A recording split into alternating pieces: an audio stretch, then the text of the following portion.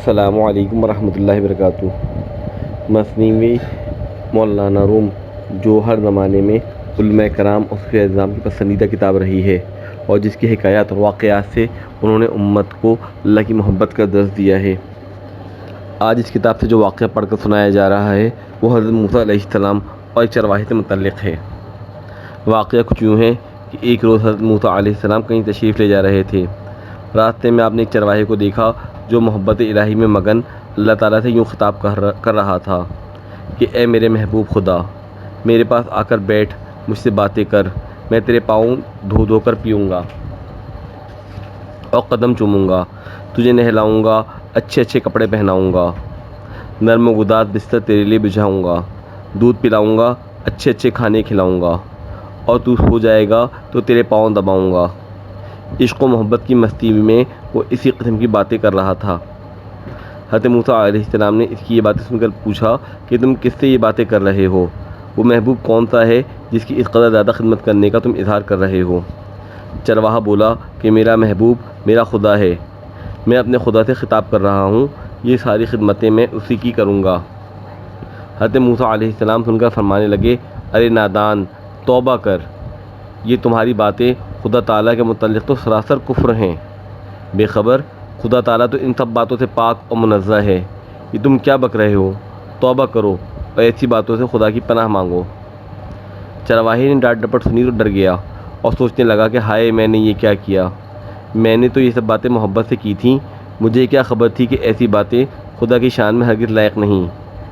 یہ سوچ کر کچھ ایسا ڈرا کہ وہاں سے اٹھ کر وحشت کے عالم میں دوڑا اور جنگل میں چلا گیا اور اسی ڈر سے رونے لگا۔ ادھر تو یہ چرواہا جنگل کی طرف بھاگا اور ادھر جبرائیل امین علیہ السلام وہی لے کر حضرت موسیٰ علیہ السلام کے پاس آئے اور کہا کہ اے موسیٰ، خدا تعالیٰ فرماتا ہے یہ آپ نے کیا کیا؟ میرا وہ طالب صادق چرواہا میری محبت میں یہ سب باتیں کر رہا تھا، میں تو اس کی باتیں سن رہا تھا اور میں جانتا تھا کہ اسے مجھ سے محبت ہے، لیکن ان باتوں سے میرا منزہ ہونا اس کے علم میں نہ تھا۔ یہ باتیں اس کی زبان پر تھیں لیکن نیت اس کی بخیر تھی، دل اس کا میری محبت سے معمور تھا۔ اے موسیٰ، تم نے اس کے لفظوں کو دیکھا لیکن اس کی نیت کا کچھ خیال نہ کیا، میں لفظوں کو نہیں دل کو دیکھتا ہوں۔ اے موسیٰ، میں نے تجھے اسی لیے مبعوث فرمایا ہے کہ تم میرے بندوں کو میرے ساتھ ملاؤ، لیکن تم تو میرے بندوں کو مجھ سے بھگانے لگے ہو۔ جاؤ اسے جنگل سے واپس لا کر ہماری خوشنودی کا پیغام سناؤ۔ اس واقعے سے ہمیں یہ سبق ملتا ہے کہ کسی کو نصیحت کرتے وقت یہ بھی سمجھنا چاہیے کہ ممکن ہے وہ اللہ کے نزدیک مقبول ہو، کیونکہ بعض بندے مخلص اور عاشق ہوتے ہیں اور نافرمانیوں سے بالکل محفوظ ہوتے ہیں، لیکن ظاہری طور پر ان کے الفاظ آداب الوحیت کے خلاف ہوتے ہیں، مگر یہ ان کا جوش عشق ہوتا ہے، بے ادبی کرنے کا ان کا کوئی ارادہ نہیں ہوتا۔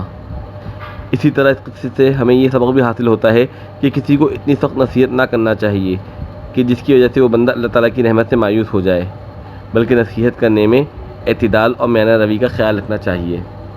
اللہ تعالیٰ ہمیں ان تعلیمات کو سمجھنے اور ان پر دل و جان سے عمل کرنے کی توفیق عطا فرمائے، آمین۔ حضرت اقدس تھانوی رحمۃ اللہ علیہ کے علوم و معارف پر مبنی ملفوظات کی تحریری پوسٹ اور آڈیو پوسٹ کا سلسلہ تالیفات آن لائن بک اسٹور کے فیس بک پیج پر جاری ہے۔ ان مفید دینی پوسٹوں کو زیادہ سے زیادہ لائک اور شیئر کریں۔ نیز ادارے کے یوٹیوب چینل تالیفات آن لائن بک اسٹور کو بھی سبسکرائب کریں تاکہ علوم دینیہ کی تبلیغ و اشاعت میں آپ کا بھی حصہ شامل ہو جائے۔ جزاک اللہ خیرا۔